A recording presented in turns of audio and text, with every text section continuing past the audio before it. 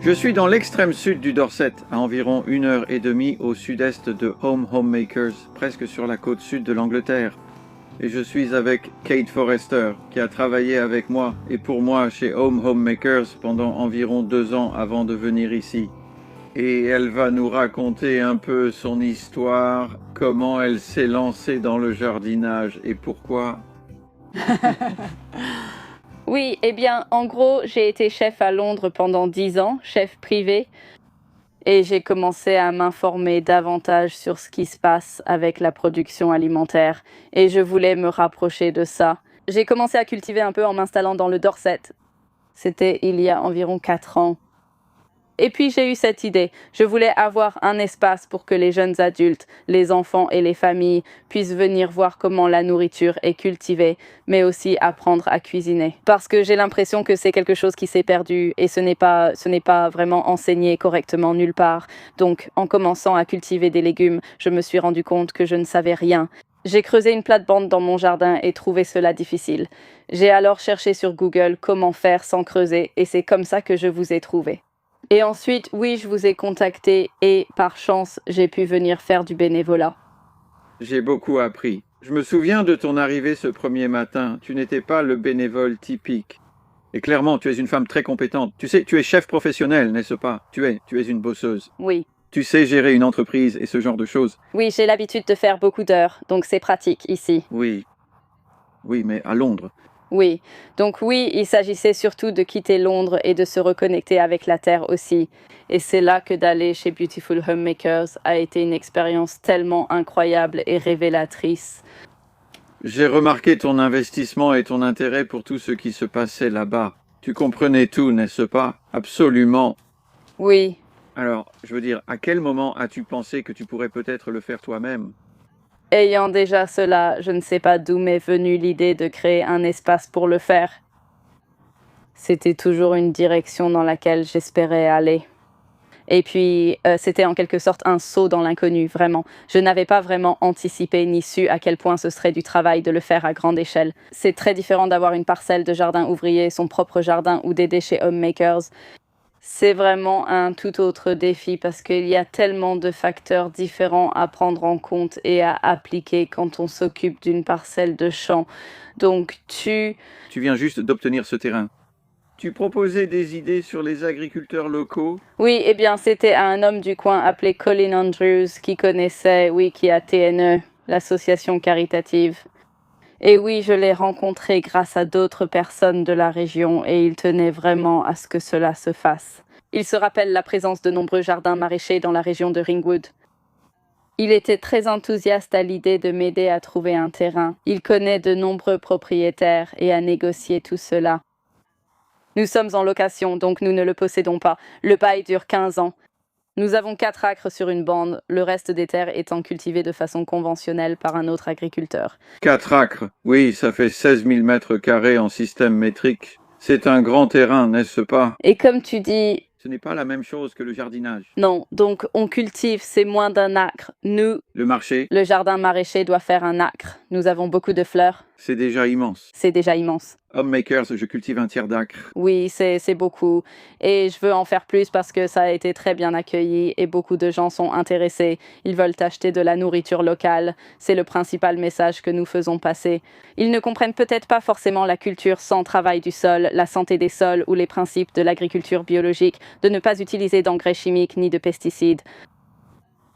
Ils comprennent le local, ils saisissent cet aspect. Oui. Et ils veulent soutenir cela. Tu disais que des gens viennent te voir pour le côté mode de vie, parce que tu leur donnes un exemple concret. Oui, exactement. Je pense que la plupart des gens n'ont jamais vu ça. Ils n'ont jamais eu l'occasion d'entrer dans un jardin maraîcher. Peu de jardins maraîchers existent, surtout accessibles au public. Donc, comme nous sommes une entreprise d'intérêt communautaire, l'idée, c'est vraiment d'impliquer la communauté plutôt que d'être simplement une entreprise classique à but lucratif où l'on gère juste pour vendre. Il y a vraiment un aspect communautaire ici. Mais c'est quand même toi qui la gères. Oui, c'est toujours, enfin, ça doit quand même rester une entreprise parce qu'elle doit être autonome. Tu ne peux pas juste compter sur des bénévoles, pas pour l'instant. Tu sais, ce n'est pas viable. Ça ne continuerait pas. Oui, donc je dois le faire. Oui. Et c'est beaucoup de travail. Oui, Kate.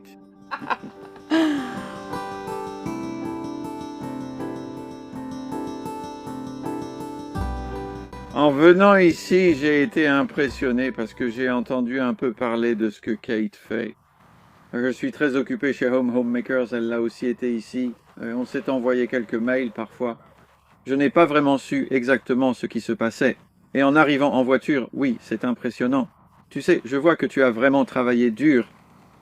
Vraiment travaillé dur. Oui, j'y ai passé beaucoup d'heures. Tu vas bien, oui. Je vais bien, je le fais toujours, oui, mais la réalité est très différente. Comme je l'ai dit, tu sais, il y a tellement d'autres facteurs auxquels tu dois penser, comme où se trouve ta source d'eau, même ton entrée. Est-ce que tu mets une clôture? Qu'est-ce que tu vas mettre en place au niveau des infrastructures? Et c'est quelque chose sur lequel on travaille encore. Cela n'arrive pas facilement quand on n'a pas beaucoup d'argent comme nous. Nous avons fait un financement participatif qui a aidé pour la serre-tunnel et d'autres choses, mais ça prend beaucoup plus de temps, surtout quand tu construis des plates-bandes sans labour à la main. Ça prend vraiment beaucoup de temps. Obtenir tes matériaux, trouver ton compost, trouver tes copeaux de bois, avoir des sources fiables, tous ces facteurs-là. Et puis, oui, évidemment, il y a plein de choses qu'on aimerait vraiment pouvoir faire. Comme une belle installation de compostage. Comme une vraie bonne installation de compostage, pas le truc ridicule qu'on a en ce moment, qui est vraiment temporaire et un peu embarrassant, surtout après avoir vu un bel exemple de ce à quoi un vrai espace de compostage peut ressembler. Donc c'est quelque chose que nous allons régler cet automne. Nous utiliserons aussi le conteneur maritime pour créer une zone de lavage et de conditionnement à l'abri des intempéries, ce qui n'est pas encore le cas. On vient juste de nous prêter une tonnelle qui bat au vent et il y a beaucoup de vent ici. Oui, c'est vrai. Nous, c'est moi et Molly. Et puis Lisa est aussi impliquée maintenant. Donc Molly et moi sommes amies et nous voulions toutes les deux prendre un morceau de terrain et en quelque sorte le revitaliser le sol. Et Molly s'occupe de la zone de fleurs sauvages. Parce que ce sol était mort, n'est-ce pas, quand tu es arrivé? Oui, il a été labouré pendant des décennies et il a été fortement fertilisé. Et on y a aussi utilisé des désherbants. Oui, c'est triste et tu peux le voir, tu sais, et ça va être... Mais regarde, Je veux dire, oui, mais tu sais, c'est ce qui arrive aussi quand tu pratiques la culture sans bêchage, mais tu sais, c'est comme ça. Mais tu peux voir quand tu regardes autour de toi, tu peux voir la qualité des cultures et certaines cultures peinent ou tu sais, elles peuvent être attaquées par des pucerons.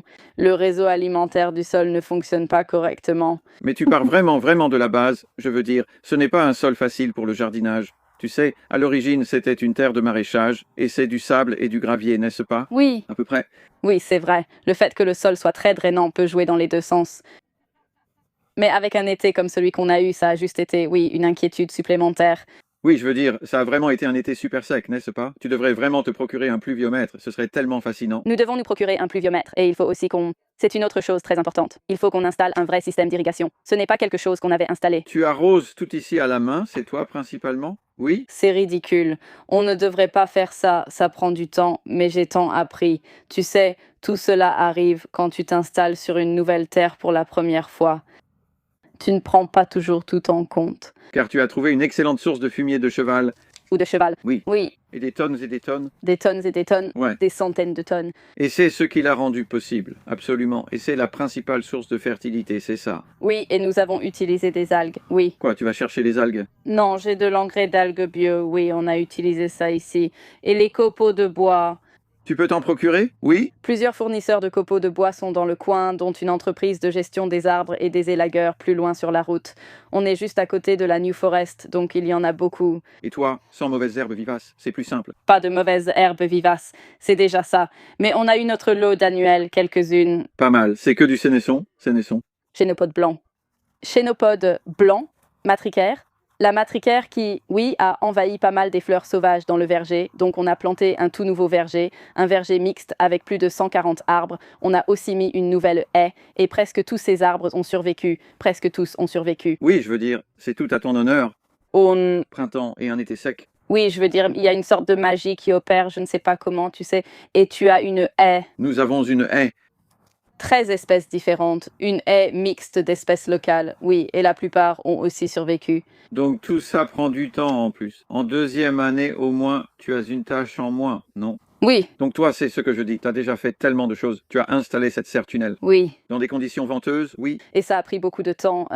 Il a fallu environ 1 mois pour vraiment la monter. Nous avions la structure, mais ensuite nous n'avons pas pu mettre le plastique pendant longtemps à cause du vent.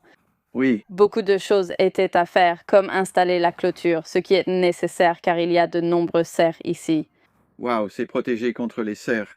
Oui, c'est apparemment protégé contre les cerfs et les lapins. Malgré une ouverture, les lapins sont parfois entrés, mais globalement tout va bien. Le seul problème maintenant, ce sont les oiseaux. Donc oui, Perdrix, Perdrix. les perdrix arrachent tout apparemment pour s'amuser. Regardez, Et c'est pourquoi les perdrix sont lâchés par les gardes-chasse pour la chasse. Oui, oui. elles peuvent voler par-dessus et entrer. Donc oui, Et puis les pigeons, mais on n'en a pas eu trop, mais les pigeons aiment les jeunes brassicacées, donc oui, c'est encore autre chose. On a dû, à cette échelle, c'est difficile d'en avoir assez. Nous avons découvert que le filet d'échafaudage est l'alternative la moins chère au filet de protection à mailles fines. nous avions... Nous avons eu un vrai cauchemar avec la toile qui n'était pas résistante aux UV. Oui, ce n'était pas un voile horticole résistant aux UV. Vraiment pas de chance. Tout s'est disloqué et s'est envolé partout avec le vent. C'était un autre facteur. Et puis, oui, et même juste pour avoir assez de cerceaux, on nous a aussi donné des trucs comme des tuyaux d'eau maintenant. Mais encore une fois, C'est cher. tu sais, Tout cela finit vraiment par s'accumuler. tu vas lancer une autre collecte de fonds? Oui, je pense qu'on le fera probablement. On en a un peu besoin. On veut construire plus de plates-bandes et on veut agrandir la zone de culture parce qu'il y a vraiment une demande ici. On pourrait cultiver tellement plus. Alors, Kate, comment tu vends? C'est facile? Oui, en fait, ça a été beaucoup plus facile que ce que je pensais. C'était un peu lent au début. Donc, on fait des paniers de légumes en AMAP. On en a environ 25, ce qui me suffit car je le fais presque seul. En avoir plus dès la première année. Tout récolté? Tout récolter, c'est jusqu'à la dernière miette, oui. Exactement. Et ça prend du temps, beaucoup plus de temps que je ne l'imaginais. C'est une énorme courbe d'apprentissage. Et nous vendons aussi dans un magasin à la ferme du coin à un restaurant qui a une étoile verte Michelin et ils sont formidables. Et aussi à un chef privé local, puis à la boulangerie. Donc plein de petites quantités dans différents endroits. Ils viennent principalement tout récupérer, ou oui. Ils viennent principalement tout récupérer. Molly fait quelques livraisons dans une autre zone où elle habite. Mais oui, il y a eu plus de demandes que ce que je pensais, ce qui est fantastique, d'où le fait qu'on veuille en faire plus. Oui, mais je veux dire, est-ce que tu fais jamais le calcul? Tu sais, la cueillette et le prix auquel tu vends, c'est combien de livres par heure? Oui, je veux dire, Je ne l'ai pas fait. mais ce n'est pas le cas, non. Et c'est la réalité, n'est-ce pas? Et c'est une grande question parce qu'il y a tout un oui, qu'est-ce qu'on valorise? Qu'est-ce qu'on considère comme important? C'est amusant de constater qu'en vendant des fleurs, les gens valorisent bien plus un bouquet qu'une botte de carottes, qui pourtant te nourrit et t'apporte de l'énergie. Oui, c'est très différent et ça ouvre vraiment les yeux. Mais ce qu'on remarque, c'est qu'il y a énormément de gens qui viennent ici et qui sont intéressés par cette conversation, qui veulent savoir d'où vient la nourriture. Ils veulent en savoir plus sur le système alimentaire. Ils voient qu'il est défaillant. Ils voient que les gens tombent malades à cause de ça. La nourriture des supermarchés manque de valeur nutritionnelle et qu'ils veulent revenir à la nature, retrouver un ancrage et repenser notre mode de vie. Mais toi, rien qu'avec ton mode de vie ici, tu cherches comment en vivre pour pouvoir continuer et inspirer ces autres personnes. Absolument. Et est-ce qu'il y aurait un moyen de... Pourrais-tu nous proposer des stages? Oui, c'est ça. Je pense que c'est l'autre chose qu'on apprend aussi. On avait déjà prévu ça au départ. Je n'ai pas pu le faire cette année car on s'installe, mais l'an prochain, organiser des stages sur la manière de cultiver les aliments puis de les cuisiner. Tu sais, ce lien profond dont tout le monde a besoin. C'est bien de pouvoir cultiver de super légumes, mais si tu ne sais pas comment les cuisiner ou quoi faire de tout ça quand tu en as trop, Alors tu sais... il te faut ce savoir-faire, Eh bien, j'ai de très bons souvenirs de la nourriture que tu préparais à la maison. Et tu veux aussi que les enfants participent. Oui, c'est ça. J'ai remarqué que lorsque des amis venaient avec leurs enfants, les enfants étaient tellement excités de voir quelque chose pousser dans la terre, quelque chose qu'ils n'avaient jamais vu auparavant. Et c'est vraiment inspirant. Et donc moi, J'ai mentionné, ils vandalisent le jardin. on propose un espace séparé, une zone de cueillette adaptée aux enfants pour qu'ils puissent venir en profiter. Et ce n'est pas grave. S'ils... Ils l'abîment car ce n'est pas ce qu'on doit vendre. J'aime ce que tu as dit sur arracher les carottes, mais la mère a dit, tu n'en manges jamais à la maison. Exactement. Ils sont très excités car c'est totalement nouveau. Oui. Oui. Peux-tu approfondir l'idée de la nutrition via les microbes du sol? Exactement. C'est aussi une raison pour laquelle les gens viennent ici. Ils veulent comprendre comment poussent les choses. Et bien sûr, la santé du sol est essentielle. C'est ainsi que l'on obtient des aliments nutritifs. Donc oui, Tout est une question d'éducation. On aborde quelque chose de plutôt positif là. je veux dire, Est-ce que tu peux t'imaginer, tu sais, est-ce que tu as une bonne vision de l'avenir? Tu as beaucoup parlé des difficultés. oui, je vois. J'imagine vraiment, tu sais, chaque année et comment ça évolue, surtout, tu sais, avec le verger aussi et l'amélioration du sol. J'espère qu'on va simplement remarquer la différence dans la qualité des récoltes. Et aussi, je veux vraiment mener ce projet jusqu'au bout. Comme je l'ai dit, nous avons ce bail de 15 ans et nous recevons déjà tellement de retours positifs de tant de façons différentes. Et c'est vraiment gratifiant. Et ça me porte vraiment... Et bien sûr, ce n'est pas encore vraiment un succès financier, mais nous savons qu'il y a plein de choses différentes que nous pouvons faire sur place. Molly organise des ateliers, des journées de récolte des pommes et de conservation, ainsi que diverses activités pour ajouter de la valeur. Au lieu de voir la terre comme une seule chose, il y a beaucoup de choses différentes que nous pouvons en faire. Fantastique. Eh bien, je vous félicite du fond du cœur. Merci. Ce fut un plaisir de partager cette conversation. Avec